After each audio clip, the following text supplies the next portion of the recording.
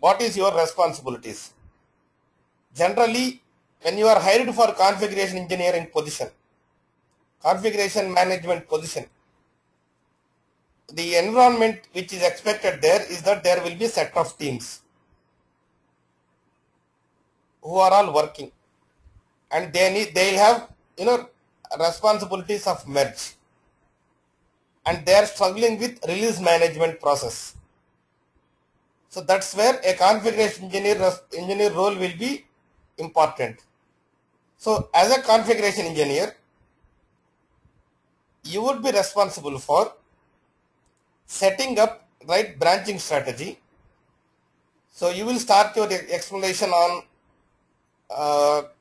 the trunk being used for all the development purposes, and from trunk you create a release branch for all the QA activities, and from the release branch, once the final build is delivered, then you create a tag.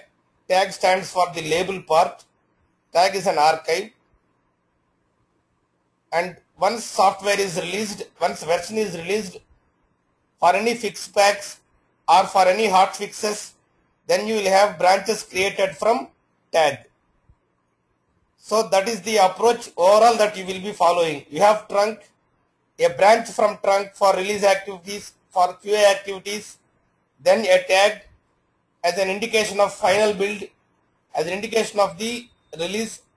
Tags generally contain released software, and there will not be permissions for others on the tag because you are not supposed to modify tags. And once you have a tag, tomorrow if you want to give any hot fix for that particular version, for any business standstill, then you will create a branch from tag. So you need to give an explanation about branching on those lines. Trunk, release QA branch, the tag for release version, and hotfix branches created from the respective tag. So you need to tell them this is the general branching pattern that I follow in my current organization. So whenever development team completes their work, the dev manager will coordinate with project manager, and project manager will send us an information that development phase is complete. The development phase is complete, and a mail is sent to QA head on triggering the QA activities, and a mail is also sent to us to create a branch for providing fixes for the QA activities. So that will be a kickoff point for the creation of the release branch, and the URL and will be shared with respective developers who are having permissions for the defect fixing part. So my responsibility is to create the branches, assign permissions for the respective developers, and then we have around 3 to 4 releases going on. So we will have the multiple hot fixes going on previous versions. One version will be in development, some version will be in release phase.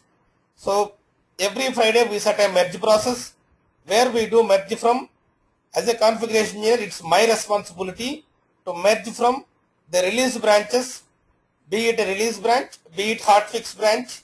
So merge from these branches into trunk so that it will be available for all the future releases. So during the merge, we end up in conflicts, and I coordinate with all the development teams in resolving the conflicts. And once the conflicts are resolved, then the release branch merge is complete onto trunk. We have a continuous integration build configure for trunk. Hudson is configured for trunk.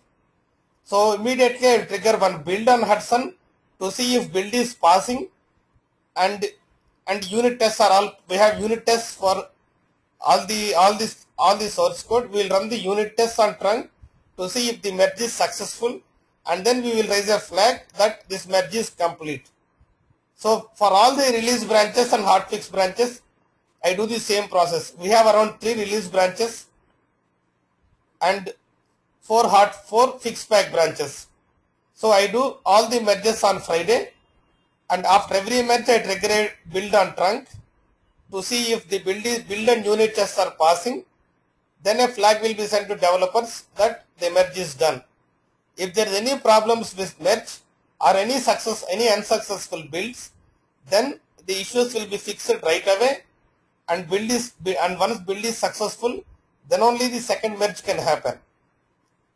Is this clear? The responsibilities of a configuration engineer. So the next question will naturally be on what you have explained. Yeah, I'll send this doc to all of you after this discussion. So the next question will be, generally he will take it from there. And so the next question will be, once you explain your branching pattern and your merge processes, then the next question will be generally on the discussion that the way you have started it. So if the position is for build and release, you don't spend too much time on the configuration management discussion. You just explain setting up branches, trunk, release branches and tags, then doing the merges, resolving conflicts, training the development teams, and setting up best practices, and then you move on. Don't spend too much time on only configuration management, because you need to explain the other skills that you know. If it is for a SCM position, then you try to take time on explaining more detail about your day-to-day work in configuration activities. So the second question will be, he will generally ask about, okay, how many release branches and all that. You prepare a clean answer for that. We have 3 projects running here, 3 to 4 projects. So I am the one who is responsible for all the CM activities for the 3 to 4 projects here, 3 to 4 teams. 2 projects are already on live in production. So we will be releasing new versions, and 2 projects are in the testing phase. So you just give some version. Okay, to tell that it's not one merge, I need to do multiple merges as part of my responsibilities. The next question which is good is, okay, how do you handle feature branches? So what is a feature branch, and how do you handle the merge process for feature branches? So let's understand this one. So when you are handling feature branches, so what is the difference between a release branch and a feature branch? See, based on the type of methodology your team is following, be it agile, be it waterfall, you will have a release process defined. Say a 2-month release, every 1 month I want to have something getting out into market. If I am following agile methodology, I will prefer incremental deliveries. I have a huge product backlog. Product backlog will consist of all the things that has to be delivered as part of making this application live. From the product backlog, every month, say if your iteration is 1 month, so monthly once as a team you get together, look at the product backlog or requirement backlog, pick up the important requirements which you think you can complete in 1 month, and you prepare them as a sprint backlog. Generally this iteration is called as sprint also in agile scrum methodologies. You prepare a sprint backlog. So on the sprint backlog the team will work. Okay, so you have requirement backlog, and then you have sprint backlog, and you have 1 month iteration to achieve this particular goals of whatever you have set in the sprint. Okay, so now you have a release cycle. You have a release cycle of once every month. Imagining that say 2 months is your release cycle. So at the end of 2 months, you will always have a version which is ready to go to market. to go to production. Now say you have a requirement which needs 6 months and it has to be done horizontally across the application. The best example is that you have prepared a good web application. Say an application where you have developed for your users to sign up and share their thoughts on mobiles, a forum that you have set up, or you have set up an online game for people to play on browser. There is a lot of buzz around that, but the only problem is, so lot of requirements are there for you to deliver. Every 2 months there are still 40 requirements in requirement backlog. Every month, every sprint you pick up 5 to 6 of them and you deliver them. So it's going on a linear model. Pick up 5 requirements, deliver it, pick up next 5, deliver it, pick up next 5, deliver it. But now you have a requirement where you want to make this application multi-browser compliant, which means this application has to run on all the browsers, IE8, IE9, Chrome, Safari, Opera. Okay, so it has to run on all these browsers, or it has to run on mobiles. You want to develop a mobile version. So you are not adding any new requirement here, but from end to end you are making the application as support a mobile version. So what does it mean? It means that the layout, the font, the look and feel needs to be realigned for all the pages of for all the components of your application. And the problem here is, after making half changes you cannot make it live, is it not? Because certain part of application will be with one layout, certain part of the application will be with another layout. It's a big mess. User will be frustrated and user will leave. So unless you make the changes completely live, you cannot, unless you make the changes completely implemented, you cannot make it live. And to make all the changes across your application, which is 1 year old, it takes at least 4 months for you to complete that. So what it means is you cannot fit this into your release cycle. That's what I want you to understand. And in your release cycle, anyhow you have requirement backlog. So you need to keep doing those requirements and keep sending to your customers. But this is another thing that you have to implement in parallel.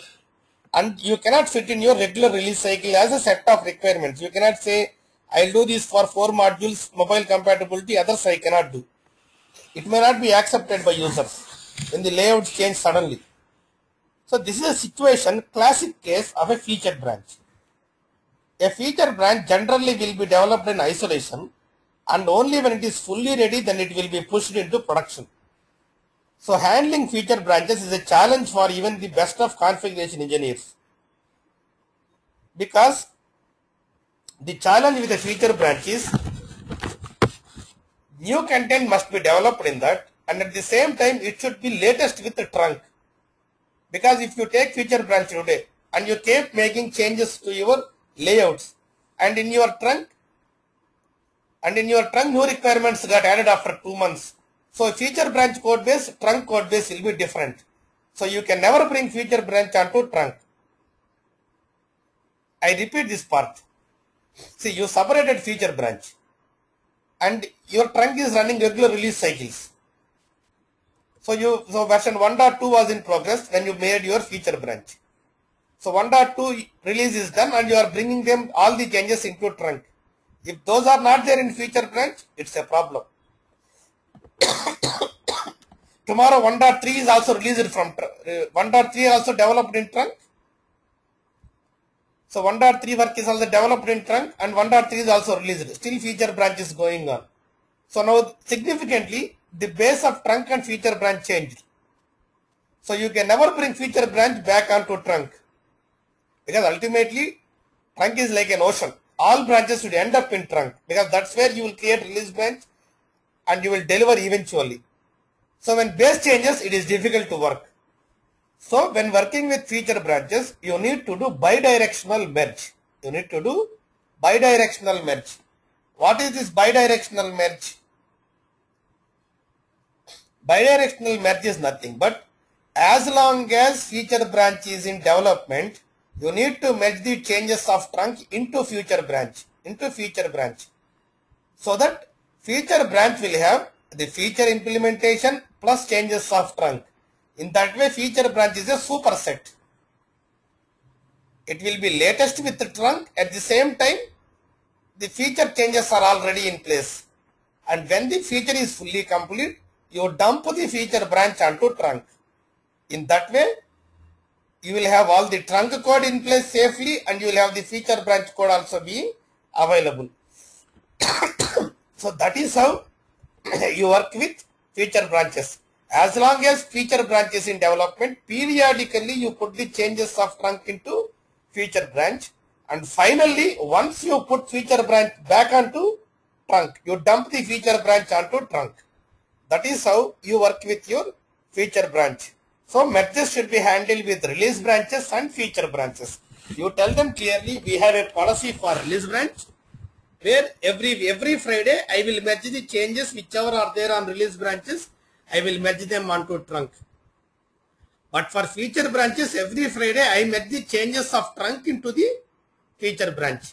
And once feature is ready, then we will dump the feature branch onto trunk. This is how we work with our feature branches. Can you explain tree conflicts in merge process? As part of conflict resolution, if you come across tree conflicts, how do you resolve them? So this is a very good question. The concept of a tree conflict.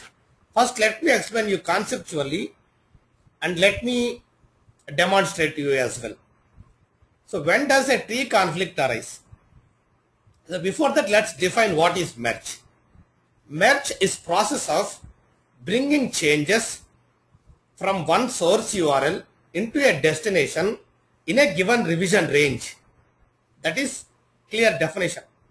I have a branch, I have trunk, I need to bring the changes of this branch into trunk for a given revision range. This last point is important. For a given revision range, be it from 35 to 40, be it from 100 to 1000, whatever may be the revision range, I need to bring the changes within this revision range from one branch into another. That is what merge is all about. And within this revision range, if change is done in both places, then there is a possibility that it will end up as a conflict. I repeat. So if the change is done within the same revision range, if change is done in the same place in both source and destination, so in your destination, within that, in your trunk, within that revision range, you made a change. And within the same revision range, a change is done in the branch as well in that place. So when Subversion tries to apply that change into your machine, into your working copy, then it will be a problem, because if you already have a change available there, it cannot accommodate the change automatically from the branch. So that is a conflict, and you know how to resolve a conflict. How do you resolve a conflict? You resolve a conflict by right clicking on your Tortoise SVN, you edit your conflicts and you choose whether you want the left side one or you want the right side one, or you want both of them with one on top of another, one before other. You can resolve the conflicts. So this is something which we have seen. There is another kind of conflict which can come. It is called tree conflict. So what is this tree conflict? So a tree conflict can come when within a given revision range, when you are doing a merge. Just imagine this. In the branch, you made a change to a file. In the trunk, you deleted that file. Say between the ranges, say 30 to 40, for a file xyz.txt, you made a change in your branch and you deleted that file in trunk. Technically, this is scenario. Logically, when does the situation come? Say 1.0 is in release, 1.0 is in testing mode. Okay, so when 1.0 is in release, a release branch is created for 1.0 version, say for instance. So there is a there was a defect and a fix was given for the defect in one file. Now what is trunk? What is happening in trunk? Since 1.0 is in release mode, 1.1 will be in development mode in trunk. So when developers are discussing 1.1, they felt that this file is redundant, it is not needed anymore. So they go ahead and delete that particular file. So now a Friday has come and say you are doing the merge, being configuration engineer. So what will you do? You merge whatever changes are there in release branch. You don't know exactly what people are doing in them. So you will only merge the revision range. From last revision point to the current head revision, you will do a merge. So when you are trying to do a merge, the situation is that a change is coming from the branch and it want to apply into trunk. But trunk, that file itself is not there. See, if there is a file and if there is a conflict, you can open both the versions and you can resolve the conflict. Here the situation is that there is a change coming from a file in one branch, but that file is not existing in trunk at all. Such a conflict is called a tree conflict. Another scenario.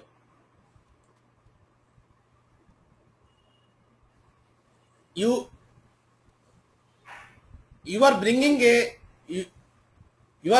change and you have added a file here in trunk with the same name. So these are situations where Subversion does not know what to do and it will ask developer's help. So what I do now, I will just show that problem to you and then we will discuss on the solution. If you see the screen here, I have trunk, okay, I have app 1.0, a QA branch. Let me take the first thing that I do as a developer is I take an SVN update. I have done that.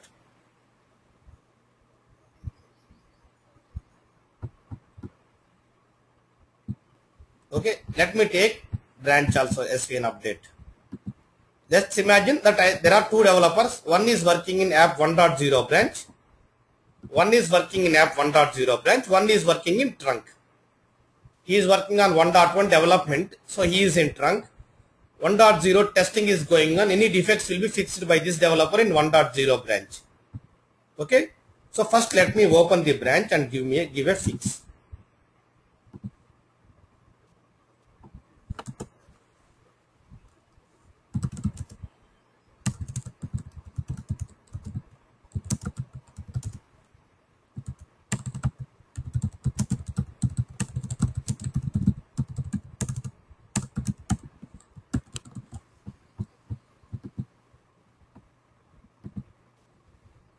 Okay, so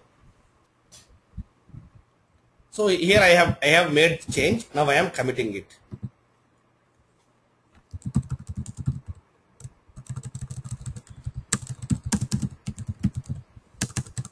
Okay, now I am committing this file.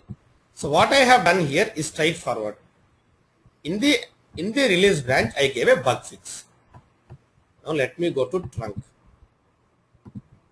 So at what point I have done that?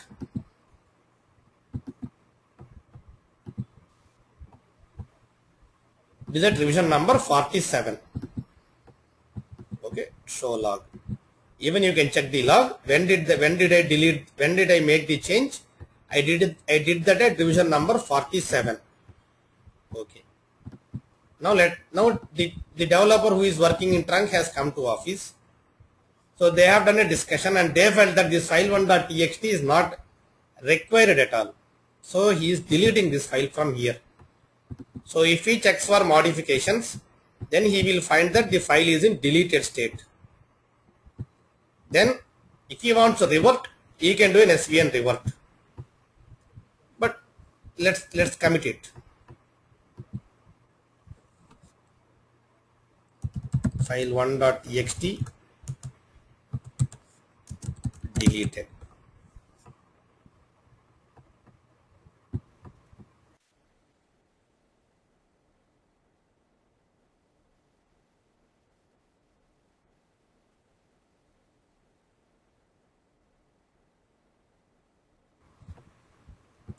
So file1.txt is deleted. Okay. Now changes are done. Now you are, as a configuration engineer, you need to merge. So where do you need to merge? You need to merge from the branch into trunk, from the release branch into trunk. So you started the merge. Okay. So data is SVN. You started the merge. Merge a range of revisions. You know the range of revisions, right? So from where you are merging? 1.0. Perfect. Now revision range, let's put 47 to 48. We have made those changes. Next. And it will be merging into trunk. Please be careful when you are checking these things. From and to locations. Next. Merge. You can see a tree conflict. This is called a tree conflict. Why did this arise? Because in between 46 to 48, I am merging from branch to trunk. In this range, there is a change for a file. So what is SVN's duty? Get that change and put in trunk. But in trunk, that file is not there. So SVN is in a state of bother. So it immediately has given you a tree conflict. So how do you approach this? Generally, whenever you get a conflict, you need to resolve in two ways. One, choose your decision or choose the other decision. Imagining I am a trunk developer. Okay, so you are a configuration engineer. You have two options here. One, the file is deleted anyway. Okay, so if you want to get that change into trunk, one, you need to restore the file, put that change. Or you ignore it as if the change has not come. It will talk to me. You will talk to the release branch and trunk, both developers. Now trunk, as a developer in trunk, I will say this. Hey, that change I don't want, because that file itself I am not using anymore. So I don't want that change. That can be my answer. Or, oh, this is a very important thing, I made a mistake. So kindly restore my file and add this change. These will be two answers you will get from the development team. What are the two answers? One, we don't need that file in future. Even if that change comes, let's ignore it. I don't want it. That's one answer. Second answer is, we made a mistake by deleting that file. So restore that file and apply this change. So you need to do both the things. You need to understand both the things. Based on their suggestion, you will resolve it accordingly. Ultimately, they should tell you. You cannot take decision on your own. Okay. So if they tell, ignore this merge, ignore this change. I don't want this file. That's one way. Second, include this change and get that file back. That is another option. So first option, ignoring. First option is ignoring. So developer says to you, let the file be deleted. I don't want that change. So for that, it is very straightforward. You need not do anything and just say resolve.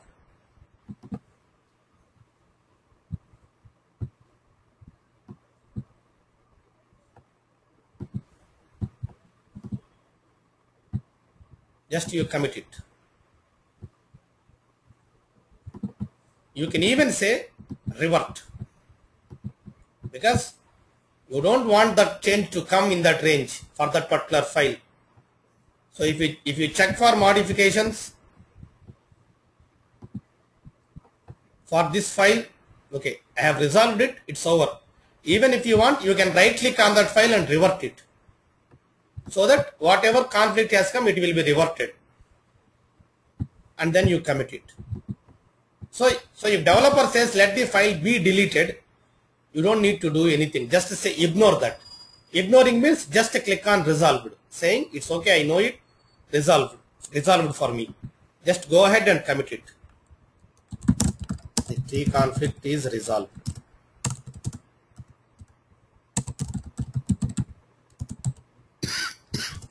The file, the merge is complete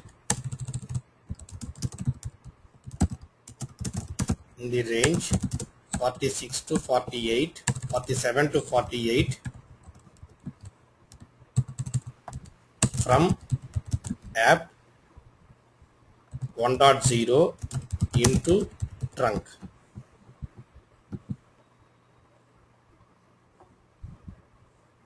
Okay, it says out of date, so it's asking me to update. I will do it anyway, and then I will commit. So it's committed. Okay, now second option. So when they say I don't want this change, you simply right click and say resolved. It's over. But if they say okay, this change is important, please restore my file, and then you resolve this, very simple. What you need to do is go to their branch, pick up that file.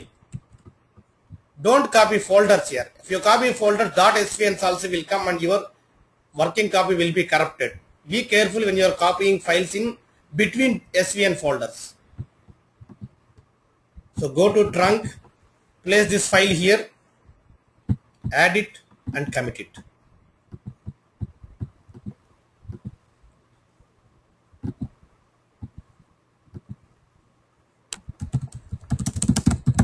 So this is what they wanted. They wanted the file with their change. Simply pick up from the branch, put it here and commit. That is how you resolve a tree conflict. Again, it's logical thinking. Okay, there is a tree conflict. So I have two options. One, either I include the change or I reject the change. If I want to include the change, I should get the file here. If I want to reject the change, I need not do anything because file is anyhow not there. This is how you handle tree conflicts. So if you are clear about approach, what is the conflict? Why did this come? What is the conflict? Why did this come? Then your answer also will be clear. Should I include this change or should I reject the change? Very important from an interview perspective as well as your day-to-day SVN working perspective.